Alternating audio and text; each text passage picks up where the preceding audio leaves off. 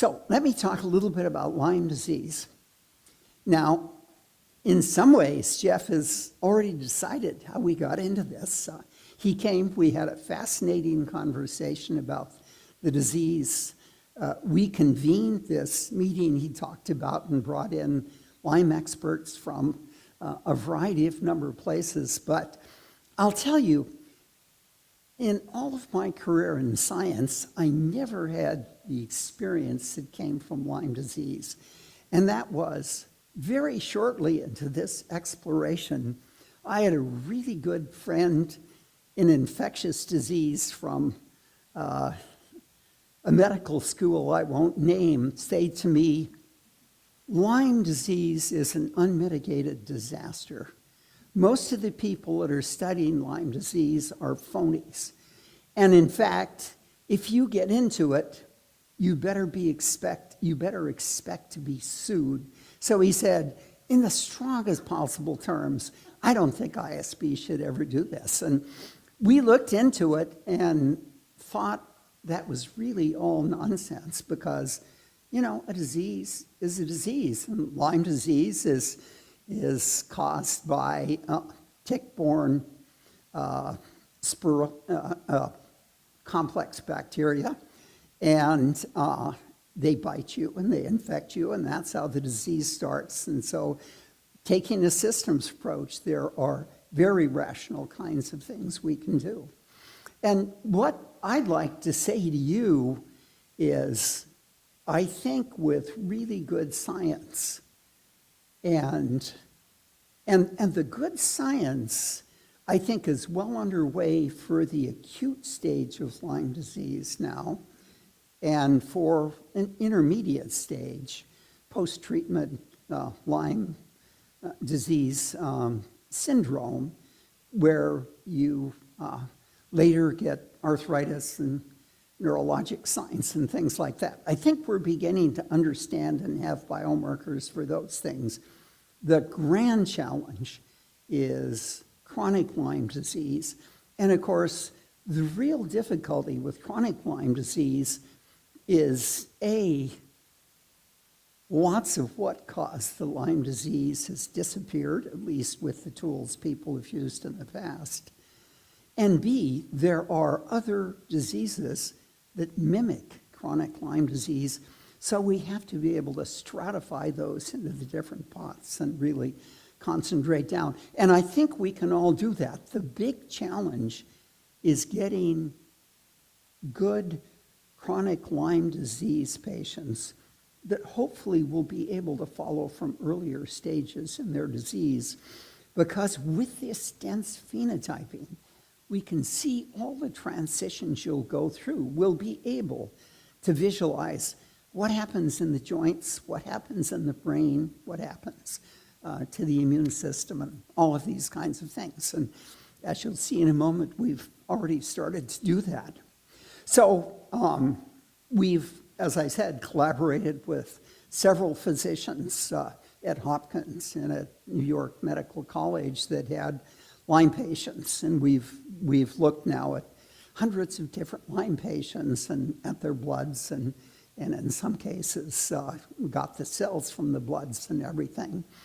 And so what would, in the beginning, what we thought a systems approach to Lyme disease would be was to look in an integrated manner at the two components of Lyme disease. So one component is the infectious organism, Borrelia. And what we've done is looked at both the genome and the proteome of Borrelia. And the genome, what we hope to be able to do there is to correlate variations in the genome with variations in the types and subtypes of Lyme disease. And we've just figured out how to do the genome effectively using third-generation DNA sequencing, single molecule DNA sequencing. It's really going to be powerful, and it's relatively simple compared to what we had to do in the past. The proteome, which you'll hear from Robert Moritz of the Borrelia, I mean, he's done an absolutely magnificent piece of work in creating a database that has essentially all of the proteins from this organism in the database, and with assays that make them all accessible by mass spectrometry. And of course, the grand hope for the future is, one, will some of those proteins be really useful diagnostic reagents, short-term and even long-term? And even more important is the idea that there may be some of those proteins that will be ideal reagents around which to create vaccines. And wouldn't it be terrific to be able to give vaccines to all of those towns in the Northeast so heavily infected, or in the Minnesota area, or in San Francisco and in the small area? I think that is really going to be the future of what we have to do. But in the meantime, we do have to figure out chronic Lyme disease and how we can deal with it in, I think, a powerful new way. The other thing we've looked at is the host.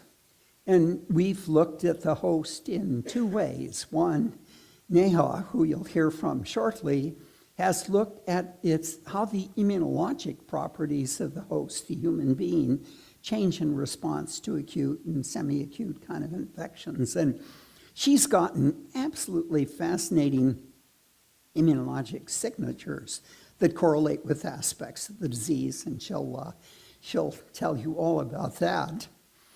Another area that I think is one of the most exciting is we've studied for the last 5 years or so the identification in the blood of proteins that are uniquely characteristic of different organs.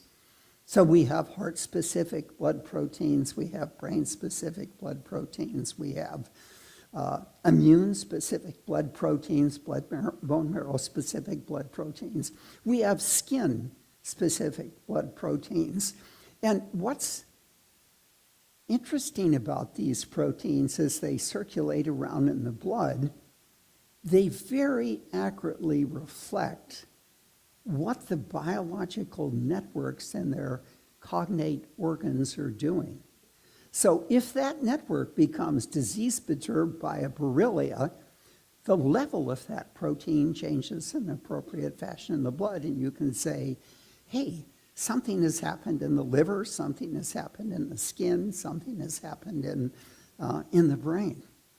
And in fact, one of the first really interesting experiments we did was to look at organ-specific proteins from a whole series of organs. Now, we have about 25 organs that we have organ-specific proteins for, and we discovered in the acute infection there were about 6 organs that were profoundly infected, including the ones you'd think, the skin, the bone marrow was acutely, the heart was acutely affected. What was very interesting is we looked a year later after these acute infections, and the only thing that remained, presumably Lyme disease perturbed, was the heart.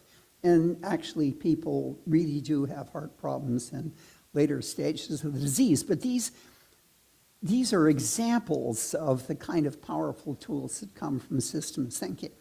And really, some of the most important results we have today now is we have from these organ-specific proteins about 6 that unequivocally differentiate normal people from those that have acute disease. And we have 4 or 5 that tell us that 20% of the people that will go on to get post-treatment Lyme disease syndrome, that is, the arthritis, and so it gives us the opportunity to think about treatments to even avoid these kind of things in the future. What we hope to do in the future is ultimately to be able to follow right into chronic, to see the transitions, to get the biomarkers, to know what organs are infected in a major way, just as I've describe to you. And the final thing in its proposal we're just talking with Jeff and Liesl about now is to use this dense phenotyping in a town that has a very high infectious rate and collaborate with physicians there to begin analyzing the patient right after infection, before treatment, and follow 200 such patients and see and look at the 80 of them will go to post-treatment disease, and follow from the 80 whatever number go on in chronic disease so we can follow them in a longitudinal manner. So what I would say is I think in the next 2 to 3 years we'll be in a position to really transform how we think about all the aspects of Lyme disease, from the acute to the more chronic phases and so forth. Okay, so that's a big, long introduction. So what I'll do is introduce 3 of my colleagues who then will talk respectively about each of their areas. And Neha is going to talk about her studies of immune changes in Lyme patients. Then and she's a faculty member here at ISB. And then we'll hear from Rob Morris, who's our expert in proteomics, and he'll talk about his analysis of the Borrelia proteome. And then finally, we'll hear from Nathan Price talk about how these dense data clouds really, I think, are ultimately going to give us the deepest insights into what Lyme disease is, and most important, how we can avoid it in the future and how we can deal with it in the present. Thank you.